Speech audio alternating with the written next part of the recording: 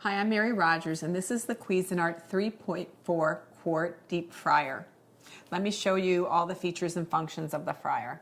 First, you have your lid. It has a nice wide arch handle. Everything's brushed stainless steel. The lid also has a viewing window here, so you can actually peek in while your food is frying. On the top here, this is your control panel. This is your temperature, so it goes from 175 to 375.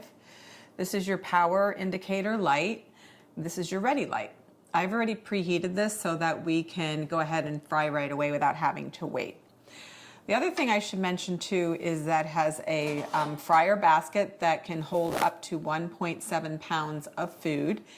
And inside there's also a minimum oil marking and also a maximum oil marking. So make sure that you have it filled to the proper level. The other thing is that your fry basket has a little notch here, so when you're done frying, you can let it, excess oil drip back into the oil container. And the oil container here is completely removable, so that, and it also has a pour spout on the edge here, so that it's easy to drain the oil and filter it so that you can reuse it again. But make sure you store your oil properly and be careful with how you do that. Make sure you read about it in your instruction manual. So the other thing is it has nice handles on the side here, which, don't do this when the oil is hot, obviously, but this helps you move the fryer around. It also has what we call a breakaway cord, which I'll show you real quickly. It has a magnet on it, and this is a safety feature on all fryers, that if for any reason somebody gets too close to the element, it easily breaks away from the product so that nothing happens. Also on the top, I forgot to mention, this is your timer. And you can see it's on 0, it goes up to 60 for your frying, and you can put it on whatever amount of time that you need for your frying, and then it's going to blink and then be set. To set it back to 0, all you do is hold your finger on the little button and it'll reset itself. So what I'm going to do now is I prepared some fresh potatoes so that we can make homemade French fries. These are better than any that you will get in fast food restaurants. So make sure they're dry. That's really important because when you're putting wet things into hot oil, you are going to get some splattering. So what I'm going to do is I'm just going to lift the basket, add the fries to the basket. And the best way to make French fries is to double cook them. So what we're going to do is, some people call it blanching, other people will refer to it as like just a double cook. What you're going to do is I have it set on 325. We're going to put the fryer basket down and we're going to set the timer for 3 minutes. Just give it a little shake so they don't stick together, and you put the lid on.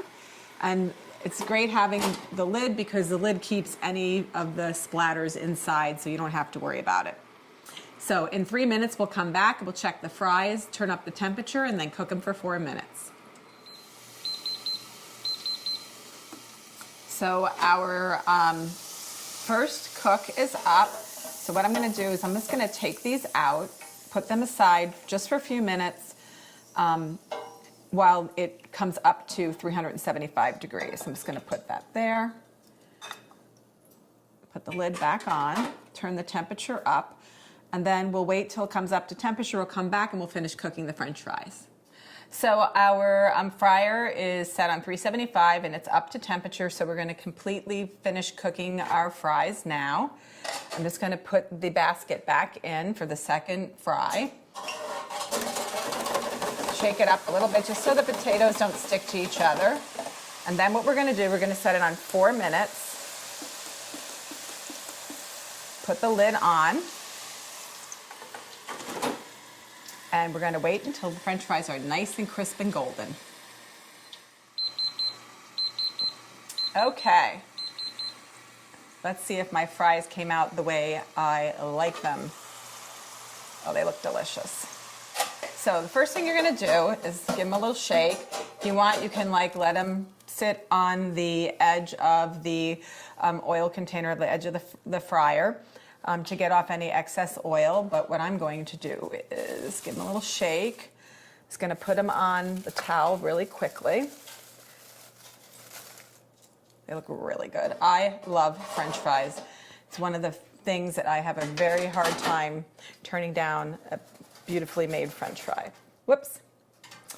So what we're going to do now is I'm just going to put them in the serving bowl. You could have used tongs if you wanted. Now what we're going to do, this is an important step. It's important to actually season the fries when they're still hot. Don't wait until they cool off. I like quite a bit of salt. And a tiny bit of pepper, just for some extra taste. Makes it look nice too. You do not know how hard it is for me to resist tasting one of these French fries right now. A fryer is a great thing to have at home, not just for French fries. You can do chicken wings, donuts. You can do one of my other favorites, fried chicken. It makes a beautiful fried chicken. The one thing I forgot to mention about the deep fryer is it has an immersion style heating element, which means the heating element is actually in the oil itself. It heats the oil very quickly and it has a very quick recovery. It's also 1800 watts, so it can make beautifully fried foods every day of the week just for you.